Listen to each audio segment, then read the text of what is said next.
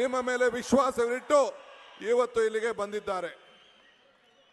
ಇವತ್ತು ತಮ್ಮ ಕೇಳೋದಿಷ್ಟೇ, ನಾನು 136 ಸೀಟನ್ನ ತಾವು ಆಶೀರ್ವಾದ ಮಾಡಿಕೊಟ್ರಿ. ಮಂಡ್ಯ ಜಿಲ್ಲೆಯಲ್ಲಿ 1 ಸೀಟ್ ಬಿಟ್ರೆ ಎಲ್ಲ ಸೀಟನ್ನ ಈ ಲೋಕಸಭಾ ಕ್ಷೇತ್ರದಲ್ಲಿ ಗೆಲ್ಲಿಸಿದ್ರಿ. ನಾನು ಯಾವ ವಿರೋಧ ಪಾರ್ಟಿ ಕ್ಯಾಂಡಿಡೇಟ್ ಬಗ್ಗೆ ನಾನು ಮಾತಾಡೋಕೆ ಹೋಗೋದಿಲ್ಲ, ಅವಶ್ಯಕತೆ ಇಲ್ಲ. ಯಾಕೆಂದ್ರೆ ವಿರೋಧ ಪಾರ್ಟಿ ಕ್ಯಾಂಡಿಡೇಟು ನಿಮ್ಮ ಕಷ್ಟಕ್ಕೂ ಆಗಲಿಲ್ಲ, ನಿಮ್ಮ ಸುಖಕ್ಕೂ ಆಗಲಿಲ್ಲ, ಒಂದು ಸಣ್ಣ ಸಾಕ್ಷಿ ಗುಡ್ಡೆಯನ್ನ ಈ ಮಂಡ್ಯ ಕೊಡಲಿಲ್ಲ. ಅವರ ತಂದೆ ಕಾಂಗ್ರೆಸ್ ಪಕ್ಷದಿಂದ ಪ್ರಧಾನಮಂತ್ರಿ ಆದರೂ, ರಾಜ್ಯದ ಮುಖ್ಯಮಂತ್ರಿ ಆದರೂ ಕೂಡ ಇಲ್ಲಿ ಸಾಕ್ಷಿ ಗುಡ್ಡೆ ಬಿಡಕ್ಕಾಗಲಿಲ್ಲ. ಸೊ ಅವ್ರ ಬಗ್ಗೆ ಮಾತಾಡಿ ಟೈಮ್ ವೇಸ್ಟ್ ಮಾಡ್ತಲೇ ಅರ್ಥ ಇಲ್ಲ. ಈಗ ನಮಗೂ ನಿಮಗೂ ಇಟ್ಟಿರೋದು ಬದುಕು, ಬಿಜೆಪಿ ಅವ್ರದ್ದು ಭಾವನೆ. ಇವತ್ತು ನಿಮ್ಮ ಬದುಕಿಗೋಸ್ಕರ ಇವತ್ತು ನಾವು ಕಾಂಗ್ರೆಸ್ ಪಕ್ಷ 5 ಗ್ಯಾರಂಟಿಗಳ ಜೊತೆಯಲ್ಲಿ ರೈತರಿಗೋಸ್ಕರ ಇವತ್ತು ನಾವು ಮೇಕೆದಾಟು ಯೋಜನೆಯನ್ನು ನಾವು ಮಾಡಿ ಈ ಕಾವೇರಿ ಜನಾಂಗೀಯ ಪ್ರದೇಶವನ್ನ ಇವತ್ತು ನಾವು ಪ್ರಾರಂಭವನ್ನು ಮಾಡೇ ಮಾಡ್ತೀವಿ ಅಂತೇಳಿ ಸಂಕಲ್ಪವನ್ನು ಮಾಡಿ ಇವತ್ತು ನಾವು ನಿಮ್ಮ ಜೊತೆಯಲ್ಲಿ ಹೆಜ್ಜೆಯನ್ನು ಹಾಕ್ತಾ ಇದ್ದೇವೆ. ಇಂಥ ಕಷ್ಟ ಕಾಲದಲ್ಲಿ ಯಾವ ರೈತರಿಗೂ ಅನ್ಯಾಯ ಮಾಡದೆ ನೀರನ್ನು ಕೊಟ್ಟು ರಕ್ಷಣೆ ಕೊಟ್ಟು, ಬಿಜೆಪಿ ಸರ್ಕಾರ ಡಬಲ್ ಇಂಜಿನ್ ಸರ್ಕಾರ ಇದ್ರೂ ಕೂಡ ನಮ್ಮ ಮೇಕೆದಾಟು ಯೋಜನೆಗೆ ಅನುಮತಿ ಕೊಡಲಿಲ್ಲ. ಆದರೆ ಒಂದು ಮಾತು ಈ ಭೂಮಿಲಿ ನಿಂತ್ಕೊಂಡು ನಾನು ಮಾತಾಡ್ತಾ ಇದ್ದೇನೆ. ನಾನು ಸಿದ್ದರಾಮಯ್ಯನವರು ನೀವೆಲ್ಲ ಸೇರಿ ನಮ್ಗೇನು ಶಕ್ತಿ ಕೊಟ್ಟಿದ್ದೀರಿ, ನಮ್ಮ ಅವಧಿಯಲ್ಲೇ ಈ ಮೇಕೆದಾಟು ಯೋಜನೆಯನ್ನು ನಾವು ಪ್ರಾರಂಭ ಮಾಡೇ ಮಾಡ್ತೇವೆ ಅನ್ನೋ ಮಾತನ್ನ ಈ ಸಂದರ್ಭದಲ್ಲಿ ಹೇಳಲಿಕ್ಕೆ ನಾನು ಬಯಸ್ತಾ ಇದ್ದೇನೆ. ಮಾನ್ಯಶ್ರೀ ನಮ್ಮ ಶ್ರೀನಿವಾಸರವರು JDS ನ ಮಾಜಿ ಶಾಸಕರು ಕಾಂಗ್ರೆಸ್ ಪಕ್ಷಕ್ಕೆ ಸೇರ್ಪಡೆ ಆಗ್ತಾ ಇದ್ದಾರೆ. ಅವರೇನ್ ದಡ್ರ?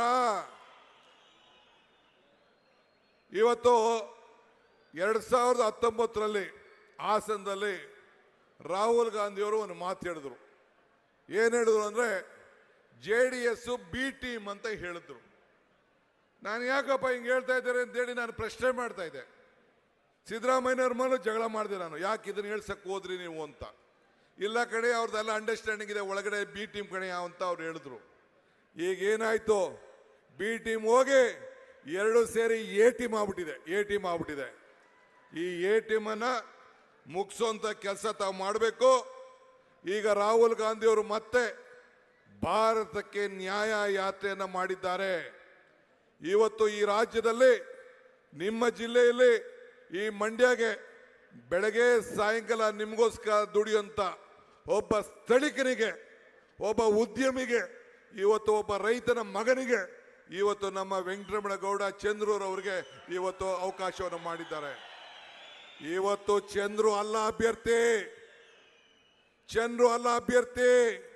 ಈ DK ಶಿವಕುಮಾರ್, ಈ ಸಿದ್ದರಾಮಯ್ಯ ಇಲ್ಲಿ ಅಭ್ಯರ್ಥಿ, ಮಲ್ಲಿಕಾರ್ಜುನ್ ಖರ್ಗೆ ಅಭ್ಯರ್ಥಿ, ರಾಹುಲ್ ಗಾಂಧಿ ಅಭ್ಯರ್ಥಿ. ಇದನ್ನ ಗಮನದಲ್ಲಿ ಇಟ್ಕೊಳ್ಬೇಕು. ಇವತ್ತು ಜನತಾದಳ ಅಭ್ಯರ್ಥಿ, ನಿನ್ ಜನ ಇರ್ಲಿಲ್ವೇನ್ರಿ? ನಿನ್ನ ಮುಖ್ಯಮಂತ್ರಿ ಮಾಡಿದಂತ ಜನ ಇರ್ಲಿಲ್ವಾ? ನಿನ್ಗೆ MLA ಮಾಡಿದಂತ MP ಮಾಡಿದಂತ ಜನ ಇರ್ಲಿಲ್ಲ? ಆ ಜನಕ್ಕೆ ದ್ರೋಹ ಮಾಡಿ ಇವತ್ತು ಈ ಜನರ ಮೇಲೆ ಕಿವಿ ಮೇಲೆ ಹೂವು ಇಡಬೇಕು ಅಂತ ಬಂದಿದ್ಯಾ? ಇದು ಸಾಧ್ಯ ಇಲ್ಲ. 3 ಸೀಟು ಬರ್ಕೊಡಿ ನೀವು. ಹಾಸನ, ಬೆಂಗಳೂರು ಗ್ರಾಮಾಂತರ, ಮಂಡ್ಯ, ಕೋಲಾರ, ಈ 4 ಸೀಟ್ಗಳು ಕಾಂಗ್ರೆಸ್ ಪಕ್ಷ ಗೆದ್ದೇ ಗೆಲ್ತದೆ. 20 ಸೀಟ್ ಗೆದ್ದೇ ಗೆಲ್ತೀವಿ. ಆತ್ಮವಿಶ್ವಾಸದಿಂದ ಹೋಗಿ. ಹೆಣ್ಮಕ್ಳೇ, ನನ್ನ ತಾಯಂದಿರಿಗೆ ನಿಮ್ಮ ಹೋರಾಟಕ್ಕೆ ನನ್ನ ಕೋಟಿ ನಮಸ್ಕಾರಗಳು. ನಿಮ್ಮ ಸ್ವಾಭಿಮಾನಕ್ಕೋಸ್ಕರ ನಿಮ್ಮ ಹೆಣ್ಣುಮಕ್ಕಳು ನೀವು ಹೋರಾಟ ಮಾಡಿದ್ರಿ, ಗೋ ಬ್ಯಾಕ್ ಅಂತ ಹೇಳಿದ್ರಿ. ಗೋ ಬ್ಯಾಕ್ ಮಂಡ್ಯದಿಲ್ಲ, ಕರ್ನಾಟಕದಿಂದನೇ ಗೋ ಬ್ಯಾಕ್, ನಿಮ್ಮ ಪಾರ್ಟಿಯಿಂದನೇ ಗೋ ಬ್ಯಾಕ್. ಆ ಕೆಲಸವನ್ನ ಇವತ್ತು ನೀವು ಮಾಡಿದಿರಿ, ಒಳ್ಳೆ ಕೆಲಸ ಮಾಡಿದಿರಿ. ನಿಮ್ಮ ಸ್ವಾಭಿಮಾನ ತಾಯಿಂದಿರು, ನಿಮ್ಮ ಬದುಕಿನ ಬಗ್ಗೆ, ನಮ್ಮ ಗ್ಯಾರಂಟಿಯಿಂದ ನೀವು ದಾರಿ ತಪ್ತಾ ಇದ್ದೀರಿ ಅಂತ ಹೇಳೋದಕ್ಕೆ ನೀವು ಧಿಕ್ಕಾರವನ್ನು ವ್ಯಕ್ತಪಡಿಸಿದ್ದೀರಿ. ನಿಮ್ಮ ಶೌರ್ಯಕ್ಕೆ, ನಿಮ್ಮ ಶಕ್ತಿಗೆ ನಾನು ಅಭಿನಂದಿಸ್ತೇನೆ. ನೀವೆಲ್ಲರೂ ಕೂಡ ಹಳ್ಳಿಗೆ ಹೋಗಿ ಪ್ರಚಾರ ಮಾಡಿ ಇವತ್ತು ನಮಗೆ ಶಕ್ತಿಯನ್ನು ಕೊಟ್ಟು, ಸಿದ್ದರಾಮಯ್ಯನವರು ನನಗೆ, ಮಲ್ಲಿಕಾರ್ಜುನ್ ಖರ್ಗೆ ಅವರಿಗೆ, ರಾಹುಲ್ ಗಾಂಧಿ ಅವರಿಗೆ ಶಕ್ತಿ ಕೊಡಬೇಕು. ಚಲುವರಾಯ ಸ್ವಾಮಿ ಅವರ ಮುಖಂಡತ್ವದಲ್ಲಿ ಇವತ್ತು ನಮ್ಮ ಎಲ್ಲ ಶಾಸಕರು ಏನಿದ್ದಾರೆ, ನಮ್ಮ ಮಂಡ್ಯ ಶಾಸಕರು ರವಿ ಇರ್ಬೋದು, ಮದ್ದೂರು ಉದಯ ಇರ್ಬೋದು, ಈ ಕಡೆ ರಮೇಶ್ ಪಂಡಿತ್ ಸಿದ್ದೇಗೌಡರು ಇರ್ಬೋದು, ಈ ಕಡೆ ಪುಟ್ಟಣ್ಣಯ್ಯರು ಇರ್ಬೋದು, ಅಲ್ಲಿ ರವಿಶಂಕರ್ ಇರ್ಬೋದು, ನರೇಂದ್ರ ಸ್ವಾಮಿ ಇರ್ಬೋದು, ನಮ್ಮ ಎಲ್ಲ ಕೂಡ ಗೂಳಿಗೌಡರು ಇರ್ಬೋದು, ಎಲ್ಲರೂ ಸೇರಿ ಇವತ್ತು ಮಂಡ್ಯಕ್ಕೆ ಸಂಬಂಧಪಟ್ಟಂತ ಎಲ್ಲ ಶಾಸಕರು ಒಗ್ಗಟ್ಟಿನಿಂದ ನಮ್ಮ KR ಪೇಟೆಯಿಂದ ಹಿಡಿದು ಈಗ ತಾನೇ ನೋಡಿದ್ರಲ್ಲ ಶ್ರೀನಿವಾಸು ನಮ್ಮ ಪಕ್ಷಕ್ಕೆ ಸೇರಿದ್ದಾರೆ. MLC ಆಗಿದ್ದಂತ ನಮ್ಮ ನಾಗಮಂಗಲದವರು ನಮ್ಮ ಅಪ್ಪಾಜಿ ಗೌಡರು ಕಾಂಗ್ರೆಸ್ ಪಕ್ಷಕ್ಕೆ ಸೇರಿದ್ದಾರೆ. ಹಂಗೆಲ್ಲರೂ ಕೂಡ ಜನತಾದಳ ಬಿಟ್ಟು BJP ಬಿಟ್ಟು ಸಾವಿರಾರು ಜನ ಕಾಂಗ್ರೆಸ್ ಪಕ್ಷಕ್ಕೆ ಸೇರ್ತಾ ಇದ್ದಾರೆ. ಅವ್ರಿಗೆಲ್ಲರೂ ಕೂಡ ಸ್ವಾಗತ ಮಾಡಿ ಇವತ್ತು ನಮ್ಮ ಸ್ಟಾರ್ ಚಂದ್ರರವರು ವೆಂಕಟರಮಣಗೌಡರ ಹಸ್ತದ ಗುತ್ತಿಗೆ ಮತ ಕೊಡಬೇಕು. ನಾನು ಒಂದು ಮಾತು ಹೇಳಿದ್ದೆ, ನಿಮ್ಗೆ ನೆನಪಿರ್ಲಿ, ಮರ್ತಿಬೇಗೌಡರು ಕೂಡ ಇವತ್ತು ಕಾಂಗ್ರೆಸ್ ಪಕ್ಷಕ್ಕೆ ಸೇರಿದ್ದಾರೆ. ಒಂದು ಮಾತು ಹೇಳಿದ್ದೆ, ಏನ್ ಹೇಳಿದ್ದೆ? ಕಮಲ ಕೆರೆಯಲ್ಲಿದ್ದರೆ ಚಂದ, ತೆನೆ ಹೊಲದಲ್ಲಿದ್ದರೆ ಚಂದ, ಈ ದಾನ ಧರ್ಮ ಮಾಡುವ ಕೈ ಅಧಿಕಾರದಲ್ಲಿದ್ರೆ ಮಾತ್ರ ಚಂದ ಅಂತ ಹೇಳಿದ್ದೆ. ಹಂಗೆ ಏನಾಯ್ತು? 5 ಬೆರಳು ಸೇರಿ ಈ ಕೈ ಮುಷ್ಟಿ ಆಯ್ತು, 5 ಗ್ಯಾರಂಟಿ ಸೇರಿ ಈ ಕೈ ಗಟ್ಟಿ ಆಯ್ತು.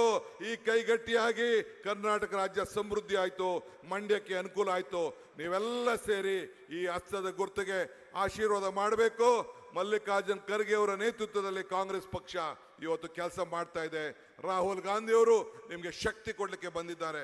ನಿಮ್ಮ ಆಶೀರ್ವಾದ ಇರಲಿ. ಕೊನೆಗೊಂದು ಮಾತು ಹೇಳ್ತೀನಿ, ಇವತ್ತು ಪೇಪರ್ ತೆಗೆದೆ, ನನಗೆ ನಾಚಿಕೆ ಆಗ್ತದೆ.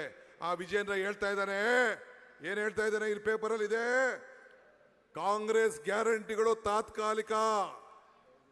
ತಾತ್ಕಾಲಿಕ ಅಂದ್ರೆ ಕಾಂಗ್ರೆಸ್ ನಾವೇನಾದ್ರು ಅಧಿಕಾರಕ್ಕೆ ಬಂದ್ಬಿಟ್ರೆ ಗ್ಯಾರಂಟಿಗಳೆಲ್ಲ ತೆಗೆದಾಕ್ತೀವಿ ಅಂತ ಹೇಳ್ತಾ ಇದ್ದಾರೆ. ಮಿಸ್ಟರ್ ಯಡಿಯೂರಪ್ಪ, ಮಿಸ್ಟರ್ ವಿಜೇಂದ್ರ, ನಿನ್ನ ಹಣೆಯಲ್ಲೂ ಬರ್ದಿಲ್ಲ ಕಾಂಗ್ರೆಸ್ ಗ್ಯಾರಂಟಿ. ನಮ್ಮ ಜನರಿನ ಬದುಕಿನ ಪ್ರಶ್ನೆ ಇದು, ಯಾವ ಕಾರಣಕ್ಕೂ ಸಾಧ್ಯ ಅಲ್ಲ. ಇಷ್ಟು ಹೇಳಿ ತಮ್ಮೆಲ್ಲರೂ ಕೂಡ ನಮಸ್ಕಾರ ಹೇಳಿ ನಾನು ಮಾತು ಮುಗಿಸ್ತೇನೆ. ಜೈ ಹಿಂದ್, ಜೈ ಕಾಂಗ್ರೆಸ್ ಪಾರ್ಟಿ. ಕ್ರಮ ಸಂಖ್ಯೆ 2 ಶ್ರೀ ವೆಂಕಟರಮಣೇಗೌಡರ ಹಸ್ತದ ಗುರುತಿಗೆ ನಿಮ್ಮ ಮತವಿರಲಿ ಎನ್ನುವ ಕೋರಿಕೆಯನ್ನು ಸಲ್ಲಿಸಿದ್ದಾರೆ ಮಾನ್ಯ ಉಪಮುಖ್ಯಮಂತ್ರಿಗಳಾದ ಶ್ರೀ DK ಶಿವಕುಮಾರ್ ಅವರು. ಸಂವಿಧಾನದ ಸಂರಕ್ಷಕ, ಸಮಷ್ಟಿ ಪ್ರಜ್ಞೆಯ ನಿಜದ ನಾಯಕ, ಸನ್ಮಾನ್ಯ ಮುಖ್ಯಮಂತ್ರಿಗಳಾದ ಶ್ರೀ ಸಿದ್ದರಾಮಯ್ಯನವರ ನುಡಿಗಳಿಂದ ಆಲಿಸೋಣ ಬಂಧುಗಳೇ, ಚಪ್ಪಾಳೆಗಳ ಸ್ವಾಗತ.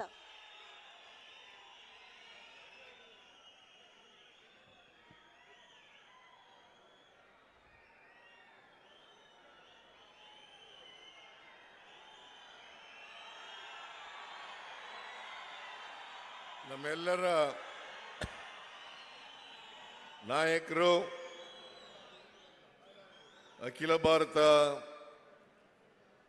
ಕಾಂಗ್ರೆಸ್ ಪಕ್ಷದ ಮಾಜಿ ಅಧ್ಯಕ್ಷರಾದಂಥ ಮಾನ್ಯ ರಾಹುಲ್ ಗಾಂಧಿ ಅವರೇ, KPCC ಅಧ್ಯಕ್ಷರಾದಂಥ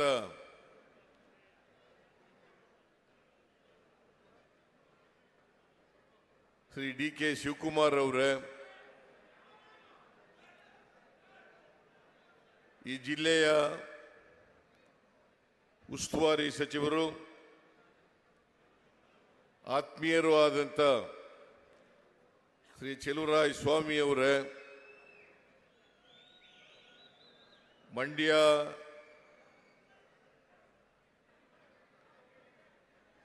ಕ್ಷೇತ್ರದ ಶಾಸಕರಾದಂಥ ರವಿ ಗಣಿಗಾ ಅವರೇ, ವೇದಿಕೆ ಮೇಲಿರ್ತಕ್ಕಂಥ ಎಲ್ಲ ಸಚಿವರುಗಳೇ, ಶಾಸಕ ಮಿತ್ರರೇ, ಮಾಜಿ ಶಾಸಕರುಗಳೇ, ಇತರ ಎಲ್ಲ ಪಕ್ಷದ ಮುಖಂಡರುಗಳೇ, ಇಲ್ಲಿ ಇಷ್ಟೊಂದು ಬೃಹತ್ ಸಂಖ್ಯೆಯಲ್ಲಿ ಸೇರಿರ್ತಕ್ಕಂಥ ಎಲ್ಲ ಆತ್ಮೀಯ ಕಾರ್ಯಕರ್ತ ಬಂಧುಗಳೇ, ತಾಯಂದಿರೇ, ಯುವಕ ಮಿತ್ರರೇ, ಎಲ್ಲ ಬ್ಲಾಕ್ ಸಮಿತಿಯ ಅಧ್ಯಕ್ಷರುಗಳೇ, ಮುಂಚೂಣಿ ಘಟಕಗಳ ಅಧ್ಯಕ್ಷರುಗಳೇ, ಮಾಧ್ಯಮದ ಗೆಳೆಯರೇ, ಇದು ಒಂದು ಮಂಡ್ಯದಲ್ಲಿ ಐತಿಹಾಸಿಕ ದಿನ. ಬಹಳ ದೊಡ್ಡ ಸಂಖ್ಯೆಯಲ್ಲಿ ಇವತ್ತು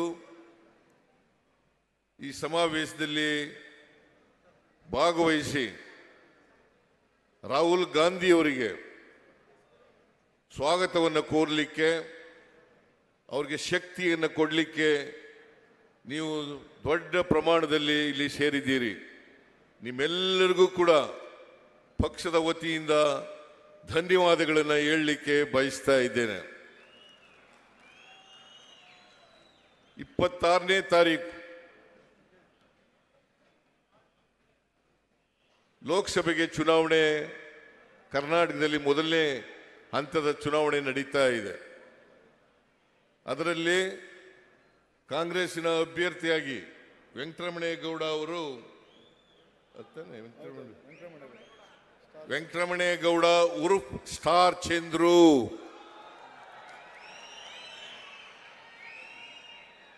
ಅವರು ನಮ್ಮ ಪಕ್ಷದಿಂದ ಅಭ್ಯರ್ಥಿಯಾಗಿ ಸ್ಪರ್ಧೆ ಮಾಡಿದ್ದಾರೆ. ನನಗೆ ಇರ್ತಕ್ಕಂಥ ಮಾಹಿತಿ ಪ್ರಕಾರ ಮಂಡ್ಯದಲ್ಲಿ 100ಕ್ಕೆ 100 ಪೂರ್ವದಲ್ಲಿ ಸೂರ್ಯ ಹುಟ್ಟದು ಎಷ್ಟು ಸತ್ಯನೋ ಅಷ್ಟೇ ಸತ್ಯ ವೆಂಕಟರಮಣೇಗೌಡ ಗೆಲ್ತಕ್ಕಂಥದ್ದು ಅಂತಕ್ಕಂಥ ಮಾತುಗಳನ್ನು ಹೇಳಲಿಕ್ಕೆ ಬಯಸ್ತಾ ಇದ್ದೇನೆ. ಕಳೆದ ಲೋಕಸಭಾ ಚುನಾವಣೆಯಲ್ಲಿ ಕುಮಾರಸ್ವಾಮಿ ಅವರು ಇವತ್ತೇನು ಅಭ್ಯರ್ಥಿಯಾಗಿದ್ದಾರೆ, ಅವ್ರ ಮಗನನ್ನೇ ಅಭ್ಯರ್ಥಿಯನ್ನಾಗಿ ಮಾಡಿದ್ರು. ಕುಮಾರಸ್ವಾಮಿ ಅವರು ಮುಖ್ಯಮಂತ್ರಿ ಇದ್ರು, ಆದರೂ ಕೂಡ ಸುಮಲತಾ ಗೆದ್ರು, ಕುಮಾರಸ್ವಾಮಿ ಮಗ ಗೆಲ್ಲಲಿಕ್ಕೆ ಸಾಧ್ಯ ಆಗಲಿಲ್ಲ, ಗೆಲ್ಲಿಸ್ಲಿಕ್ಕೂ ಕೂಡ ಸಾಧ್ಯ ಆಗಲಿಲ್ಲ ಅಂತಕ್ಕಂಥದ್ದನ್ನ ತಾವೆಲ್ಲ ತಿಳ್ಕೊಂಡಿದ್ದೀರಿ. ಆದ್ರಿಂದ ಈ ಬಾರಿ ಕುಮಾರಸ್ವಾಮಿ ಅವರು ಚನ್ನಪಟ್ಟಣದಿಂದ ಶಾಸಕರು, ಅವರು ಅಲ್ಲೇ ಗ್ರಾಮೀಣ ಲೋಕಸಭಾ ಕ್ಷೇತ್ರದಿಂದ ನಿಲ್ಬೋದಾಗಿತ್ತು. ಆದರೆ ಅಲ್ಲಿ ನಿಲ್ಲಿಕ್ಕಾಗದೇನೆ ಅಲ್ಲಿ ಸೋಲ್ತೀವಿ ಅಂತಕ್ಕಂಥ ಭಯದಿಂದ ಮಂಡ್ಯಕ್ಕೆ ಬಂದಿದ್ದಾರೆ. ಇಲ್ಲಿ NDA ಅಭ್ಯರ್ಥಿಯಾಗಿ ಸ್ಪರ್ಧೆ ಮಾಡಿದ್ದಾರೆ. ನಾನು ನಿಮ್ಮಲ್ಲಿ ಅತ್ಯಂತ ಕಳಕಳಿಯಿಂದ ಪ್ರಾರ್ಥನೆ ಮಾಡ್ತಕ್ಕಂಥದ್ದು, ಕುಮಾರಸ್ವಾಮಿ ಅವರನ್ನ ಮಂಡ್ಯ ಲೋಕಸಭಾ ಕ್ಷೇತ್ರದಲ್ಲೂ ಕೂಡ ಸೋಲಿಸಿ ಅವರನ್ನು ಮನೆಗೆ ಕಳಿಸ್ತಕ್ಕಂಥ ಕೆಲಸವನ್ನ ನೀವು ಮಾಡಬೇಕು ಅಂತೇಳಿ ನಿಮ್ಮಲ್ಲಿ ಅತ್ಯಂತ ವಿನಯಪೂರ್ವಕವಾಗಿ ನಾನು ಮಾಡಲಿಕ್ಕೆ ಬಯಸ್ತಾ ಇದ್ದೇನೆ. ಇವತ್ತು ಲೋಕಸಭಾ ಚುನಾವಣೆಯಲ್ಲಿ ಸತ್ಯ ಮತ್ತು ಸುಳ್ಳು ಇವುಗಳ ನಡುವೆ ನಡೀತಕ್ಕಂಥ ಸಂಘರ್ಷ ಇದು. ನರೇಂದ್ರ ಮೋದಿಯವರು ಪ್ರಧಾನಮಂತ್ರಿಯಾಗಿ 10 ವರ್ಷಗಳಾಯಿತು. ಈ 10 ವರ್ಷಗಳಲ್ಲಿ 2014ರಲ್ಲಿ ಏನೇನು ಈ ದೇಶಕ್ಕೆ ಭರವಸೆಗಳನ್ನು ಕೊಟ್ಟಿದ್ರು, ಆ ಯಾವ ಭರವಸೆಗಳನ್ನು ಕೂಡ ಈಡೇರಿಸಲಿಕ್ಕೆ ಸಾಧ್ಯ ಆಗಲಿಲ್ಲ. 15 ಲಕ್ಷ ತಗೊಬಂದು ಪ್ರತಿ ಒಬ್ಬರ ಅಕೌಂಟ್ಗೆ ಹಾಕ್ತೀನಿ ಅಂದ್ರು, ಇವತ್ತಿನವರೆಗೆ ಮಾಡೋಕ್ಕಾಗಲಿಲ್ಲ. 10 ವರ್ಷಗಳಲ್ಲಿ ರೈತರ ಆದಾಯವನ್ನ ದುಪ್ಪಟ್ಟು ಮಾಡ್ತೀನಿ ಅಂತ ಹೇಳಿದ್ರು, ಅದನ್ನೂ ಮಾಡೋಕ್ಕಾಗಲಿಲ್ಲ. ರೈತರ ಬೆಲೆಗಳನ್ನ ರೈತರು ಪಡ್ತಕ್ಕಂಥ ಕಷ್ಟ, ಅವರ ಆಹಾರ ಪದಾರ್ಥಗಳಿಗೆ ಸ್ವಾಮಿನಾಥನ್ ವರದಿಯನ್ನ ಜಾರಿಗೆ ಕೊಡ್ತೀನಿ ಅಂತ ಹೇಳಿದ್ರು, ಅದನ್ನೂ ಕೂಡ ಮಾಡಲಿಲ್ಲ. ಇವತ್ತವರೆಗೆ ರೈತರ ಸಾಲ ಮನ್ನಾ ಮಾಡ್ತಕ್ಕಂಥ ಕೆಲಸವನ್ನ ಮಾಡಲಿಲ್ಲ ಅವರು. ಹಾಗಾಗಿ ಬೆಲೆ ಏರಿಕೆ ಗಗನಕ್ಕೆ ಹೋಯಿತು. ಪೆಟ್ರೋಲ್, ಡೀಸೆಲ್, ಗ್ಯಾಸ್, ಗೊಬ್ಬರ ಎಲ್ಲವೂ ಕೂಡ ಮೇಲು ಕೊಟ್ಟೋದು. ಆದರೂ ಕೂಡ ನರೇಂದ್ರ ಮೋದಿಯವರು ಹೇಳದಂತೆ ಅಚ್ಚೇ ದಿನ ಆಯೇಗ ಅಂತಂದ್ರು. ಒಳ್ಳೆಯ ದಿನಗಳು ಬರ್ತವೆ ಕರ್ನಾಟಕ ಇಡೀ ದೇಶದಲ್ಲಿ ಅಂತಕ್ಕಂಥ ಮಾತುಗಳನ್ನು ಹೇಳಿದ್ರು. ಒಳ್ಳೆಯ ದಿನಗಳು ಇವತ್ತಿನವರೆಗೂ ಕೂಡ 10 ವರ್ಷಗಳಾದರೂ ಕೂಡ ಬರಲಿಲ್ಲ.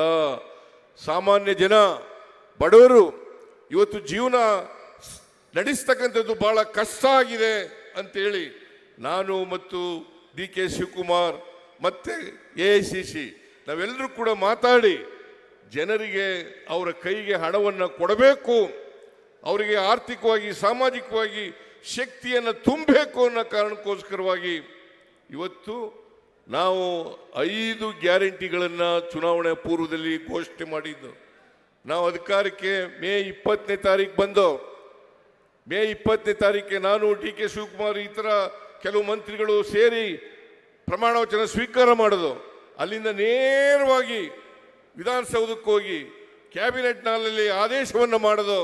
5 ಗ್ಯಾರಂಟಿಗಳನ್ನು ಕೂಡ ಜಾರಿ ಕೊಡ್ತೇವೆ, 5 ಗ್ಯಾರಂಟಿಗಳನ್ನು ಕೂಡ ಜಾರಿ ಕೊಡ್ತೇವೆ. ಶಕ್ತಿ ಯೋಜನೆ ಜೂನ್ 11ಕ್ಕೆ ಪ್ರಾರಂಭ ಮಾಡೋದು. ಜೂನ್ 11ಕ್ಕೆ ಜುಲೈ ತಿಂಗಳಲ್ಲಿ ಅನ್ನಭಾಗ್ಯ, ಗೃಹ ಜ್ಯೋತಿ ಕಾರ್ಯಕ್ರಮಗಳನ್ನು ಘೋಷಣೆ ಮಾಡೋದು, ಅದಕ್ಕೆ ಚಾಲನೆಯನ್ನು ಕೊಟ್ಟು, ಆಮೇಲೆ ಗೃಹ ಲಕ್ಷ್ಮಿ ಯೋಜನೆಯನ್ನು ಮೈಸೂರಿನಲ್ಲಿ ಆಗಸ್ಟ್ ತಿಂಗಳಲ್ಲಿ ಅದನ್ನು ಘೋಷಣೆ ಮಾಡಿ ಜಾರಿ ಕೊಡ್ತಕ್ಕಂಥ ಕೆಲಸವನ್ನು ಮಾಡೋದು. ಹಾಗೆಯೇ ವಿವೇಕಾನಂದರ ಜನ್ಮದಿನದಂದು ಶಿವಮೊಗ್ಗದಲ್ಲಿ ಯುವ ನಿಧಿ ಕಾರ್ಯಕ್ರಮಕ್ಕೆ ಚಾಲನೆಯನ್ನು ಕೊಡ್ತಕ್ಕಂಥ ಕೆಲಸವನ್ನು ಮಾಡೋದು. ಈ 8-10 ತಿಂಗಳಲ್ಲಿ ಎಲ್ಲ ಗ್ಯಾರಂಟಿಗಳನ್ನು ಕೂಡ ಜಾರಿ ಕೊಡ್ತಕ್ಕಂಥ ಕೆಲಸವನ್ನು ಮಾಡಿದ್ದೇವೆ. ಬರೀ ಜಾರಿ ಕೊಡಲಿಲ್ಲ, ಆ ಎಲ್ಲ ಕಾರ್ಯಕ್ರಮಗಳು ಕೂಡ ಜನರನ್ನ ಮುಟ್ಟಿದ್ದಾವೆ ಅಂತಕ್ಕಂಥದ್ದನ್ನು ಇವತ್ತು ನಾವು ತಿಳ್ಕೋಬೇಕಾಗ್ತದೆ. ಸುಮಾರು ಶಕ್ತಿ ಯೋಜನೆಯಲ್ಲಿ 1,91,00,000 ಮಹಿಳೆಯರು ಫ್ರೀಯಾಗಿ ಟ್ರಾವೆಲ್ ಮಾಡ್ತಕ್ಕಂಥ ಕೆಲಸವನ್ನು ಮಾಡಿದ್ದೇವೆ. 1,91,00,000 ಜನ. ಜೊತೆಗೆ ಗೃಹಲಕ್ಷ್ಮಿ ಯೋಜನೆಯಲ್ಲಿ 1,17,00,000 ಮಹಿಳಾ ಯಜಮಾನಿಗೆ ತಿಂಗಳಿಗೆ 2,000 ರೂಪಾಯಿ ಸಿಕ್ಕ ರೀತಿ ಮಾಡಿದ್ದೀವಿ. ಇವತ್ತು ಬಹುತೇಕ ಎಲ್ಲ ಗೃಹಗಳಲ್ಲಿ ಗೃಹ ಜ್ಯೋತಿ ಯೋಜನೆಯನ್ನು ಜಾರಿ ಮಾಡಿ ಇವತ್ತು 200 ಯೂನಿಟ್ವರೆಗೆ ಫ್ರೀ ಕರೆಂಟ್ ಅನ್ನು ಕೊಡ್ತಕ್ಕಂಥ ಕೆಲಸವನ್ನು ಮಾಡಿದ್ದೀವಿ. ಇದರಿಂದ ಬಹಳ ಜನ ಬಡವರಿಗೆ ಅನುಕೂಲ ಆಗಿದೆ ಅಂತಕ್ಕಂಥದ್ದು ತಿಳ್ಕೋಬೇಕಾಗ್ತದೆ. ಅನ್ನಭಾಗ್ಯ ಕಾರ್ಯಕ್ರಮ, ಬಿಜೆಪಿಯವರು ನಮಗೆ ಮೋಸ ಮಾಡಿದ್ರು ಕೂಡ, ನಿಮಗೆ ಮೋಸ ಮಾಡಿದ್ರು ಕೂಡ ನಾವು 5 kg ಅಕ್ಕಿಯನ್ನು ಕೊಡ್ತೇವೆ ಅಂತ ಹೇಳಿದ್ದು ಹೆಚ್ಚಾಗಿ 5 kg ಅಕ್ಕಿಗೆ ಬದಲಾಗಿ ಪ್ರತಿ ಒಬ್ಬರಿಗೆ 170 ರೂಪಾಯಿ ಕೊಡ್ತಕ್ಕಂಥ ಕೆಲಸವನ್ನು ಮಾಡ್ತಾ ಇದ್ದೀವಿ. ಒಂದು ಕುಟುಂಬದಲ್ಲಿ 5 ಜನ ಇದ್ರೆ 850 ರೂಪಾಯಿಗಳನ್ನು ಕೊಡ್ತಕ್ಕಂಥ ಕೆಲಸ ಮಾಡಿದ್ದೀವಿ. ಇವತ್ತು ಯಾರು ನಿರುದ್ಯೋಗಿ ಪದವೀಧರರಿದ್ದಾರೆ ಅವರಿಗೆ ತಿಂಗಳಿಗೆ 3,000 ರೂಪಾಯಿ, ಡಿಪ್ಲೊಮಾ ಹೋಲ್ಡರ್ಸು ನಿರುದ್ಯೋಗಿಗಳಾಗಿದ್ದರೆ ಅವರಿಗೆ 1,500 ರೂಪಾಯಿಯನ್ನು ಕೊಡ್ತಕ್ಕಂಥ ಕೆಲಸವನ್ನು ಮಾಡ್ತಾ ಇದ್ದೀವಿ. ಹೀಗೆ ನರೇಂದ್ರ ಮೋದಿಯವರು ಒಂದು ಕಡೆ ಅವ್ರು ಹೇಳದಂಥ ಮಾತಿನಂತೆ ನಡ್ಕೊಂಡಿಲ್ಲ, ಸುಳ್ಳು ಹೇಳಿದ್ದಾರೆ. ಬದಲಿಗೆ ಜನರಲ್ಲಿ ಭಾವನಾತ್ಮಕವಾದಂಥ ವಿಚಾರಗಳನ್ನು ಧರ್ಮದ ಹೆಸರಿನಲ್ಲಿ, ಜಾತಿಯ ಹೆಸರಿನಲ್ಲಿ ಹುಟ್ಟಾಕಿ ಜನರ ನಡುವೆ ಸಂಘರ್ಷವನ್ನು ಮಾಡ್ತಕ್ಕಂಥ, ಬೆಂಕಿ ಇಡ್ತಕ್ಕಂಥ ಕೆಲಸವನ್ನು ಅವರು ಮಾಡಿದ್ದಾರೆ. ಅದರಿಂದ ಇವತ್ತು ತಾವೆಲ್ಲ ಯೋಚನೆ ಮಾಡಬೇಕು, ಯಾರು ಕೊಟ್ಟ ಮಾತಿನಂತೆ ನಡ್ಕೊಂಡಿದ್ದಾರೆ, ಯಾರು ಕೊಟ್ಟ ಮಾತು ನಡ್ಕೊಂಡಿಲ್ಲ. ಯಾರು ಕೊಟ್ಟ ಮಾತಿನಂತೆ ನಡ್ಕೊಂಡಿದ್ದಾರೆ ಅವರಿಗೆ ತಾವು ಆಶೀರ್ವಾದವನ್ನು ಮಾಡಬೇಕು. ನಮ್ಮ ಅಭ್ಯರ್ಥಿ ವೆಂಕಟರಮಣೇಗೌಡರಿಗೆ ತಾವು ಆಶೀರ್ವಾದ ಮಾಡಿ ಲೋಕಸಭೆಗೆ ಕಳಿಸಿಕೊಡ್ಬೇಕು ಅಂತಕ್ಕಂಥ ಮಾತುಗಳನ್ನು ಹೇಳಲಿಕ್ಕೆ ಬಯಸ್ತೇನೆ. ಯಾಕೆಂದರೆ ಕಳೆದ ಲೋಕಸಭಾ ಚುನಾವಣೆಯಲ್ಲಿ 25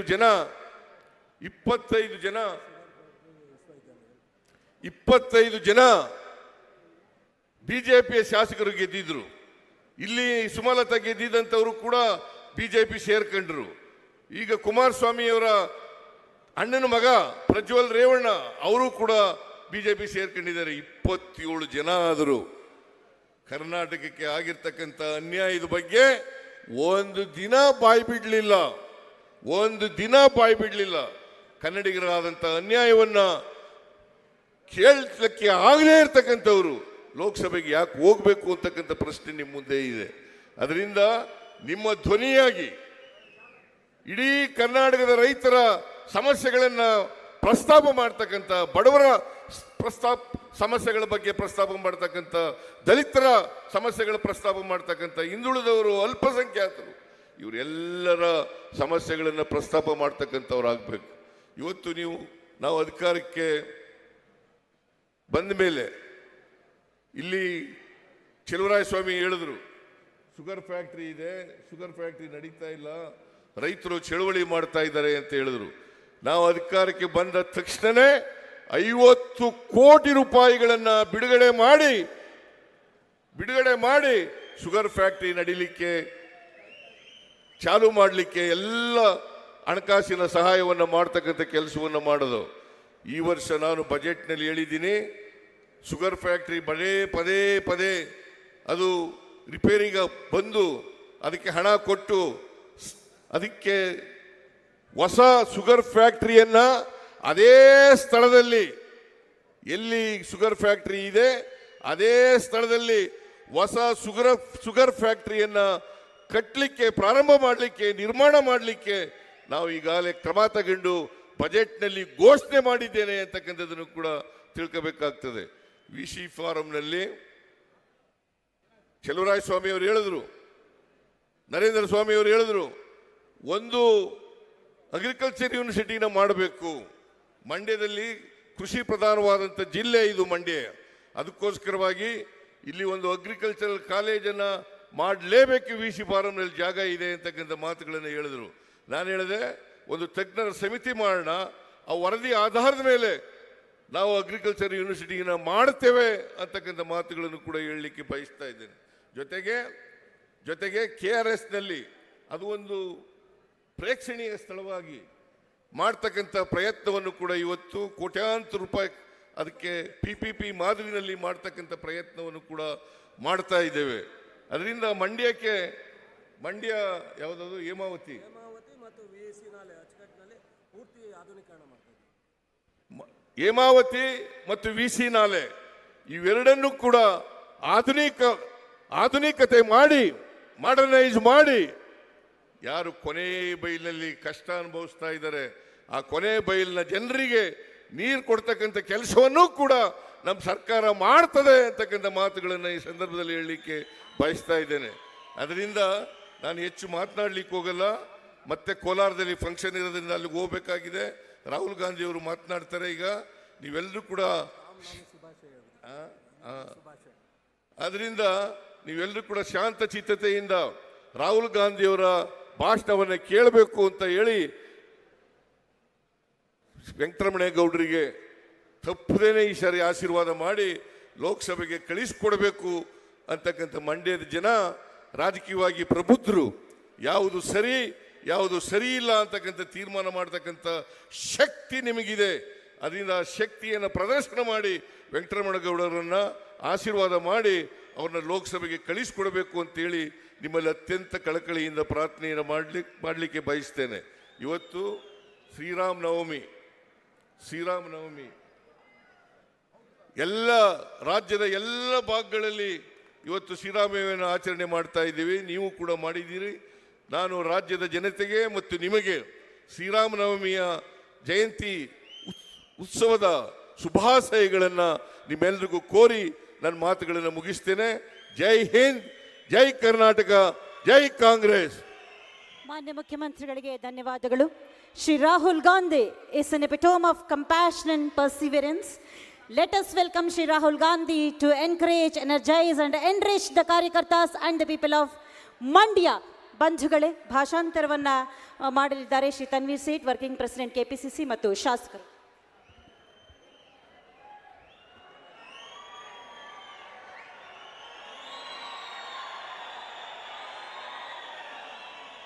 ये ट्रांसलेशन यहाँ से करेगा?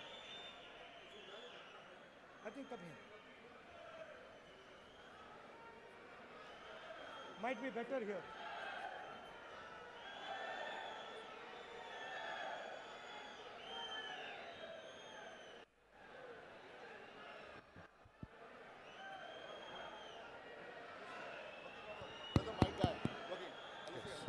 भैया ಹಲೋ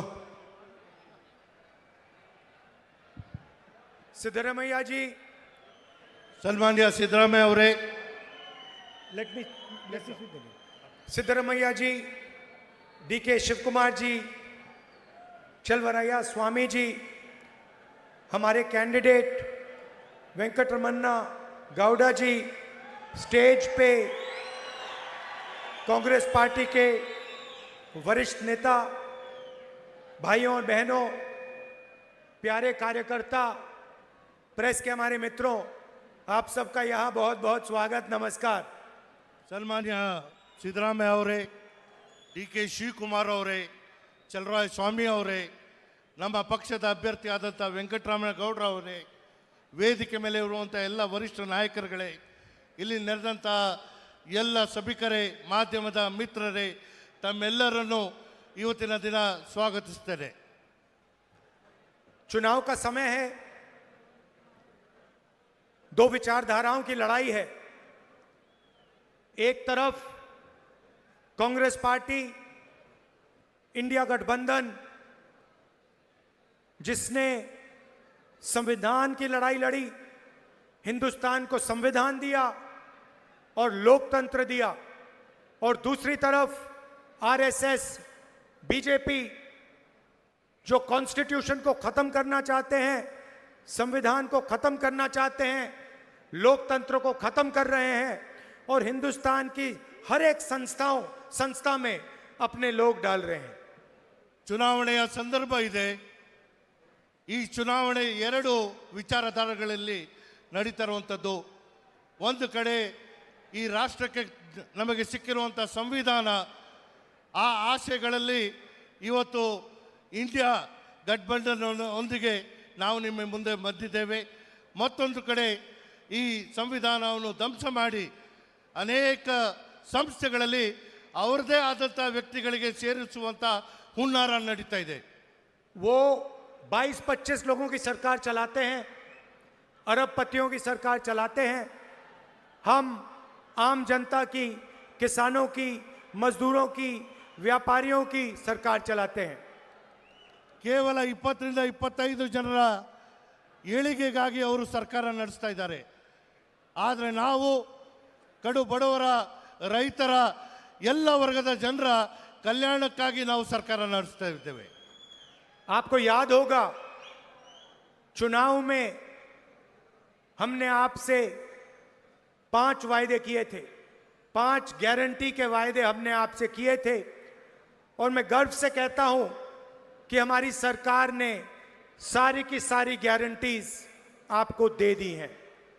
ಚುನಾವಣಾ ಸಂದರ್ಭದಲ್ಲಿ ನಾವು ತಮಗೆ 5 ಭರವಸೆಗಳನ್ನ ಕೊಟ್ಟಿದ್ವಿ. ಅತ್ಯಂತ ಸಂತೋಷದಿಂದ ನಾನು ವ್ಯಕ್ತಪಡಿಸ್ತಾ ಇದ್ದೇನೆ. ಈ 5 ಗ್ಯಾರಂಟಿಗಳನ್ನ ಜಾರಿಗೊಳಿಸಿ ನಿಮಗೆ ತಲುಪಿಸಿರುವಂತಹ ಕೀರ್ತಿ ನಮ್ದಾಗಿದೆ.